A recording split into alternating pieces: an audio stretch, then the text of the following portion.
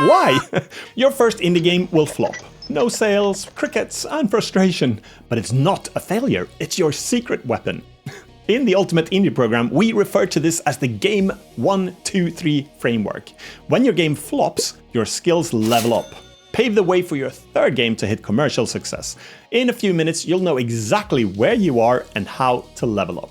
Hey, I'm Imphenzia and welcome to Simple Game Dev. First, make a simple and more importantly, a playable game. Super simple, tiny scope, boring is fine, but you need to finish it. Release this game for free on itch.io. Second, make an entertaining game and monetize it. Learn the process of setting up a Steam page and how distributing and monetizing your game works. Release this game for a symbolic sum. Thirdly, make a game that's profitable by fulfilling all 9 cells in the success matrix. And you can find out more about the success matrix from the video in the link in the description. Lock yourself into this mindset. No big success on try one. You crawl before you walk. Nobody nails it the first time. Not even me. And 2, you don't know what you don't know. Marketing, scope, feedback, you've got to do it to understand it. And 3, fail fast. Don't overthink things. Make something happen. Design fast, build fast, publish and learn. Prioritize speed over perfection. Consistency. 2 to 3 hours daily, not just weekends, daily. Keep up momentum that kills procrastination. And make proper games only. Design, develop, and publish. No hidden prototypes. Get eyeballs on it and get feedback from it. If you haven't finished a game and published it somewhere and received feedback on it, you're on game 1. You're in the crawl phase, you're a white belt. If you haven't monetized your game yet and people are not finding your game entertaining, you're on game 2. The walk phase, you're a yellow belt. If you haven't profited from a game yet, because people don't find the wow factor and it doesn't fulfill all the success matrix cells, you're on game 3 in the run phase as a green belt. If you've done all of the above, congratulations, you're in the victory circle and in the ultra marathon phase. Repeat success by designing, polishing, and publishing more games. Let's focus in on game 1, the crawl phase. For your first game, your goal is simply to make it playable. Zero expectations on the entertainment factor. You just need to complete the thing. Charge $0 for it. Yep, that's free. And aim for about 10 minutes of playtime. Finish it in 1 to 3 months. But why? Well, it's because you need to complete the circuit from idea to launch. You'll be surprised how much is left to do when you think you're nearly done. So it's important to go through the full cycle and why your expectations must be low and your scope must be super small. And here are your rules for game 1 level games. Small scope, 1-button platformer, dodge, jump, endless runner, polish a game jam entry or add levels, particles, and a game over screen.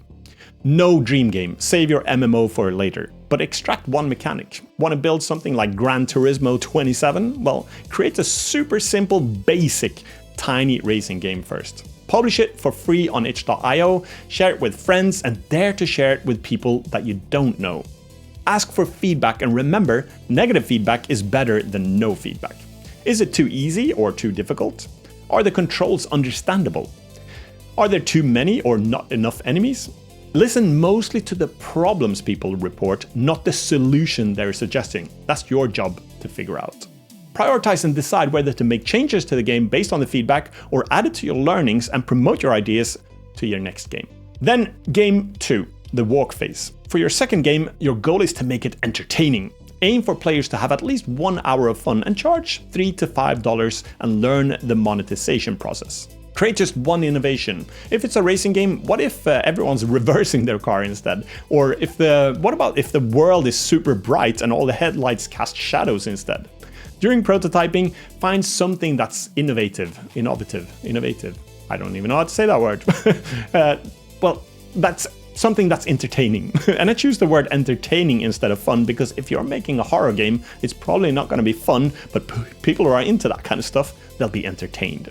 Here are some must-dos in this phase. Monetize it on Steam, and if you want to make it really difficult, a mobile app store. Practice monetization and asking for money and learn post-launch support. Collaborate for feedback. Ask friends and communities. You test mine, I'll test yours. Hunt for your marketing hook. Share builds early. Love the mega jump? Well, turn that into your video clip and chase the 5-second wow. Ask for regular feedback on Discord or on Reddit. It's okay if it's buggy, but is it clear? Is it fun? I made Unfair Rampage Nightfall as a case study for the Ultimate Indie program, and in the program we refer to this as a Game 2 level game. It was developed within a tight time frame to practice, record and demonstrate the complete process of brainstorming, prototyping, designing, developing, polishing, promoting and publishing a game on Steam. It got picked up by a publisher and it was released on both Steam and Nintendo Switch. It took about 600 hours to make, and some, but not all of the success matrix cells were fulfilled, and the game made a few $1,000s. The goal was not to make a profitable game, but to document the entire process. That brings us to Game 3, the run phase. Your third game might be your moneymaker. Plan for it to take maybe 6 to 24 months to launch. It has to offer at least 5 hours of playtime and charge maybe $5 to $20. That could be a decent price tag. Use your skills to design and scope your game to fulfill the 9 cells of the success matrix. Again, check out the link in the description for that video. Prototype thoroughly, and the more quick prototypes you can make before deciding which game to make, the better. Every prototype you don't turn into a full game is not wasted time, it's saved time and lessons learned. This may be your dream game, but hopefully you've adjusted your scope based on what you've learned in the first 2 games. So you can realistically finish this thing. That's the most important thing, just finish the thing. If your dream game is an MMO, that may still lay far into the future if you're a solo developer, but you can build a profitable game with a smaller scope that captures a limited feature set.